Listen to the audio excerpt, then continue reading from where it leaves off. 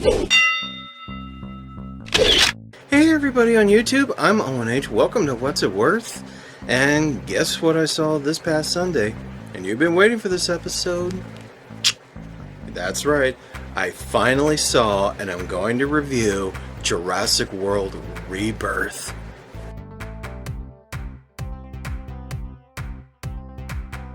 In order to create the greatest miracle cure, a small group must journey to a forbidden island full of dinosaurs to extract DNA samples from 3 of the largest species. But it won't be easy, as they must overcome deadly obstacles, including horrific mutations such as mutodons and the terrifying Distortus Rex. Yes, I finally got to see this movie after I postponed it for a week, and I'll tell you, Jurassic World Rebirth is awesome.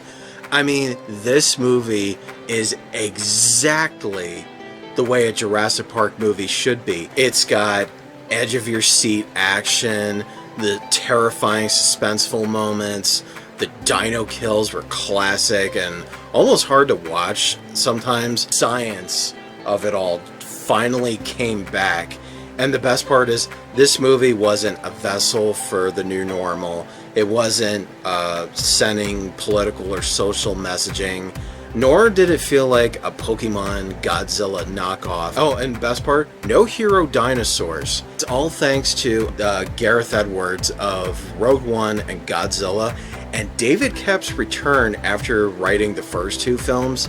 When they said they wanted to bring this Jurassic Park back to its original roots, they weren't lying. And they also weren't lying about this film having the quality of the 2005 King Kong. I mean, it's like you do kind of get that vibe, but along with like the classic Jurassic Park feel and the magic and just the intensity.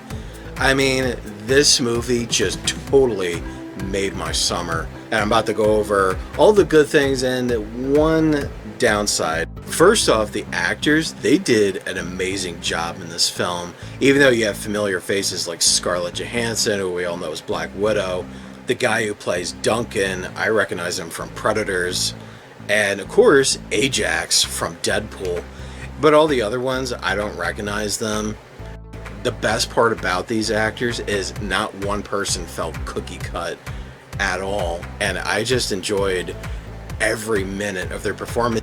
Especially the pothead, even though he's kind of unlikable because he's a bit of a dick to his girlfriend's dad and he's kind of lazy. You start to see a different kind of character come out of him when his girlfriend's in danger, and he kind of becomes sort of like a hero. And this kid is got the funniest moments. Second best part of the film, the dinosaurs. David Koepp wrote them back as the wild animals that they should have been written, and that's what the last 3 films were missing. Like, none of the dinosaurs were going by the science, and that's what Koepp brought back in this Jurassic Park, especially when it came to the T-Rex's cameo, which was intense, terrifying, and the best cameo I've seen in all Jurassic Park films. And this is why, unlike the T-Rex from the last 3 films where he was like, Gojira! This T-Rex is exactly the way it should be.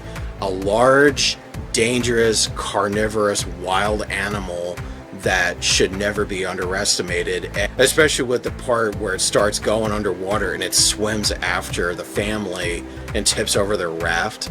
I mean, that's a part that was from the original book, in which David Koepp was going to put it in the movie, but he removed it because he felt it was a little redundant and unnecessary. But he finally decided to put it in this film, and it was awesome. The Spino Mosasaur attack, that was another super intense moment, where the Spinosaurus starts circling the boat and they're trying to take it out, helping the Mosasaur defend its territory or something like that. And the minute Ajax is snagged by the Spinosaurus, it was one of those moments where, yeah, a little kid would probably cover their eyes. I mean, yes, they're not the Jurassic Park 3 Spinosauruses, but they were terrifying.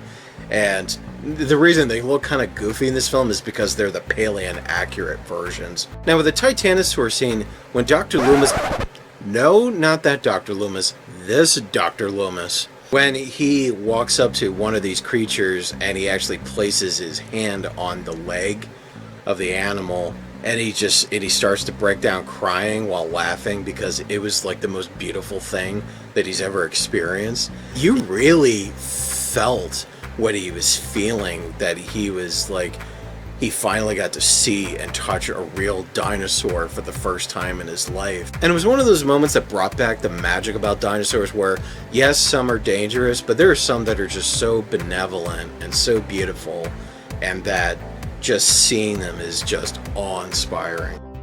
Now that aerial dinosaur, I always had a hard time pronouncing it. God,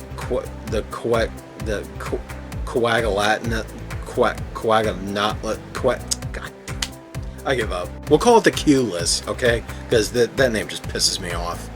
When they get in the Q-less's lair to extract the DNA sample from an egg, and the adult shows up, that was another awesome, intense moment, especially when they have the last sample that they have to collect, and it's just on the brink of falling off. It's just got pure adventure written all over it, though it is kind of a shame that the French guy ends up getting eaten. I like how each film tries to do something different with the franchise.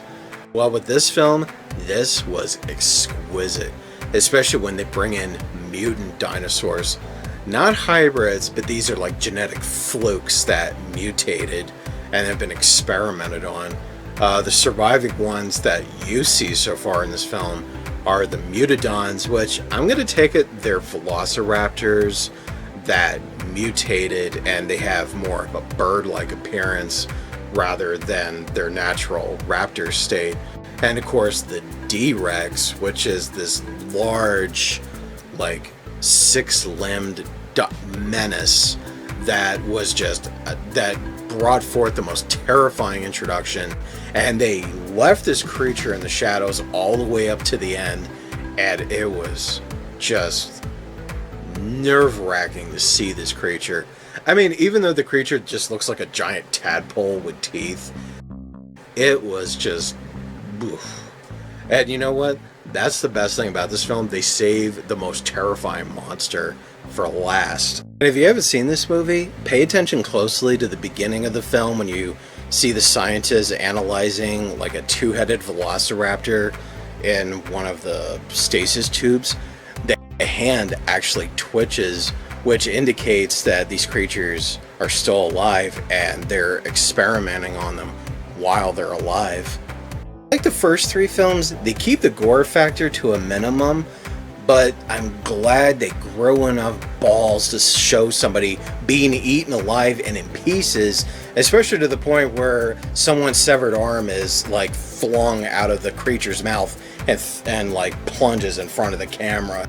Now, even though the original characters don't return from the previous films for this Jurassic Park, it didn't bother me because I like the idea of them bringing in new faces and expand the universe even more, especially when they're piecemealing ideas from the book and putting just little snippets of the book throughout the entire series. And that's what keeps all these Jurassic Park films intriguing, and you want more and more and more. Alright, so here's the spoiler that I mentioned earlier, in which you haven't seen this movie, you don't want any spoilers, just fast forward past this part until this icon disappears. You ready? Okay, let's get started. So the Jurassic Park 3 Spinosaurus does not make it in this film. Only the Paleo-accurate versions. I mean, it's like, yeah, the Paleo-accurate Spinosauruses were scary, but that's not the Spinosaurus we want to see. We want to see that towering, like, terrifying, out-of-control menace that we saw in Jurassic Park 3 with that iconic roar and the return of that huge puppet. That's what we wanted to see, but of course, you know. But let's keep our fingers crossed, because if they make more of these movies, which I seriously hope they do, that we're going to keep our hopes that that Spinosaurus may actually come back and maybe might take on the D-Rex at the end. Alright, spoilers is over. Moving on. So where do I rate Jurassic World Rebirth? That is a no-brainer. I give this movie a 2 thumbs up and definitely a full price rating, because Gareth Edwards, his treatment of Jurassic Park was so much better than Colin Trevorrow's, and David Koepp's return even better. I mean, this is exactly the Jurassic Park I've wanted to see for a long time. And you know what? I know what I want for Christmas. Speaking of which, before the film's actual release, everyone was making this big stir where Jurassic World Rebirth's going to be rated R. Yeah, that's wishful thinking. Of course they're going to keep it PG-13 for the kids. Well, it's going to scar them for life, especially with how intense this movie was. I think that when it does get its Blu-ray DVD release, I think it'll come with not only the theatrical version, but also might come with an extended version, kind of like what Dominion got when it finally came out. And it could be possible that Jurassic World Rebirth might release an R-rated extended version. So let's keep our fingers crossed. Okay, so I'm done reviewing Jurassic World Rebirth, and I can't believe there's no more Jurassic Park films to review. Or is there? Now, I'm sure Universal Pictures will produce another Jurassic Park somewhere down the road, since they did leave it open for another one. So I'm going to be moving on with something else, and I'm sorry if I didn't cover everything about Jurassic World. I just didn't want to give away too much of the movie. So it's the best Jurassic Park next to the original. So go see this movie while you still can. And if you end up missing out on it, just keep your eye out for the Blu-ray DVD release, because it's so worth it. So I'm Owen H. Please subscribe, please leave a comment, and have a nice day.